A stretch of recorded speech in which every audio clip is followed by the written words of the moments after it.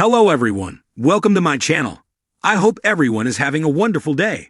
Before starting the video, please go ahead and hit the subscribe button and give this video a like up. Young and Restless is definitely in a drama deficit at the moment, and nothing illustrated this better than the previews for next week, which were utterly devoid of it.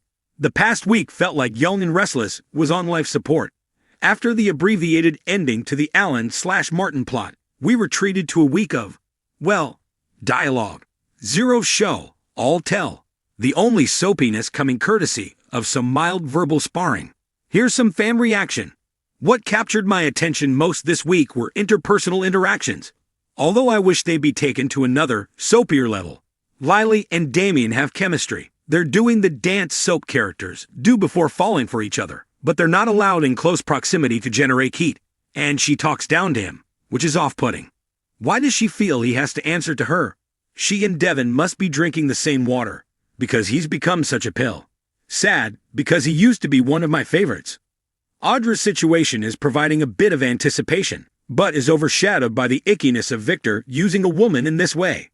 Diane confronted Michael, and Nikki confronted Victor about going after Jack, but we've been on this same script for eons, and nothing ever escalates. Why doesn't Nikki leave Victor and walk out of Chancellor to shake things up? Something. Anything. It feels pointless. Sadly, the entire iconic rivalry between Jack and Victor has become a repetitive snooze.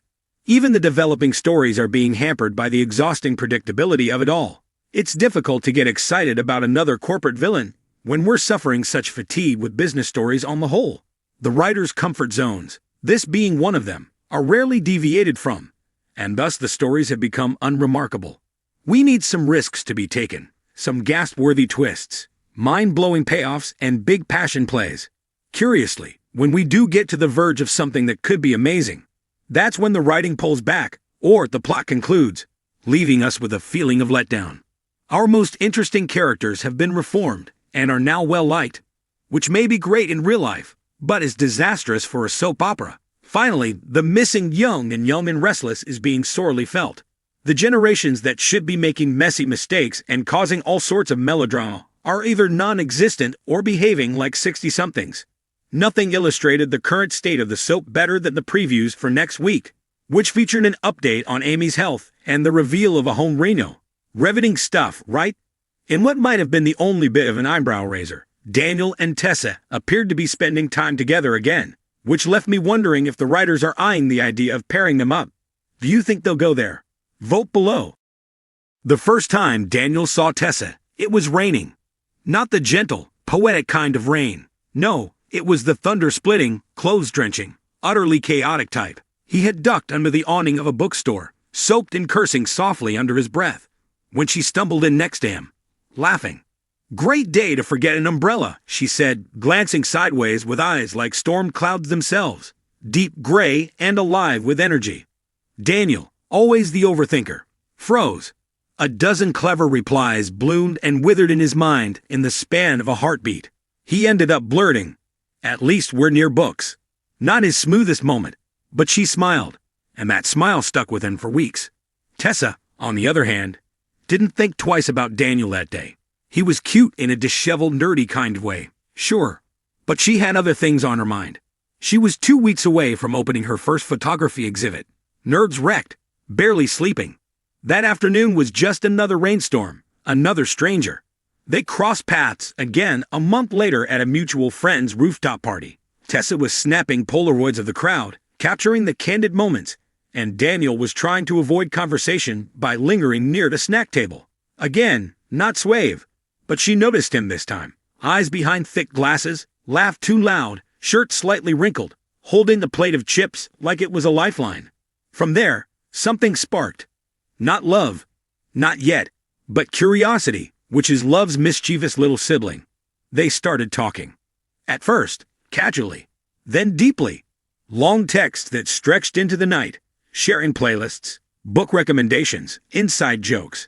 Daniel showed up at her exhibit, genuinely awed. Tessa came to his poetry reading at the local cafe, snapping a picture of him mid-recital that made his heart stumble in his chest.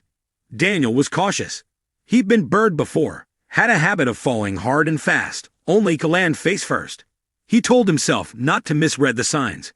Tessa, meanwhile, had walls like a fortress. She liked her independence, her space. She didn't need anyone, she told herself. Especially not someone who looked at her like she hummed the stars.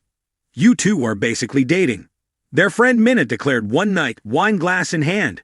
We're not, they both said at the same time. Then glanced awkwardly at each other. Tessa, at the same moment, was staring at a half-finished text. Do you ever wonder what we're doing? Weeks passed.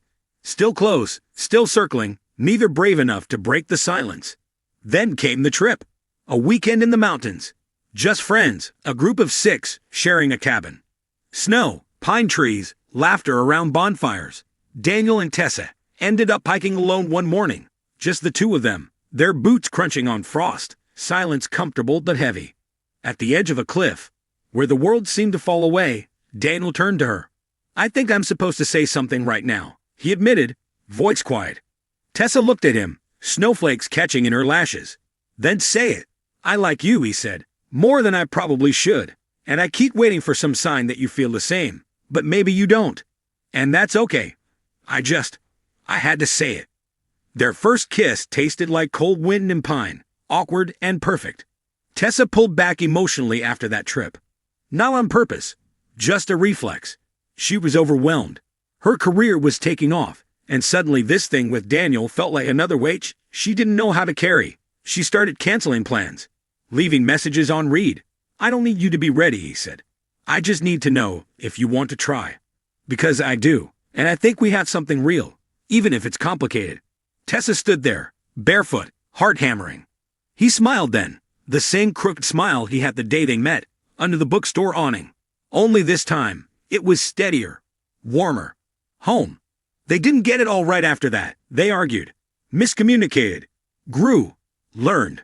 But they stayed, and in the staying, they built something stronger than perfect.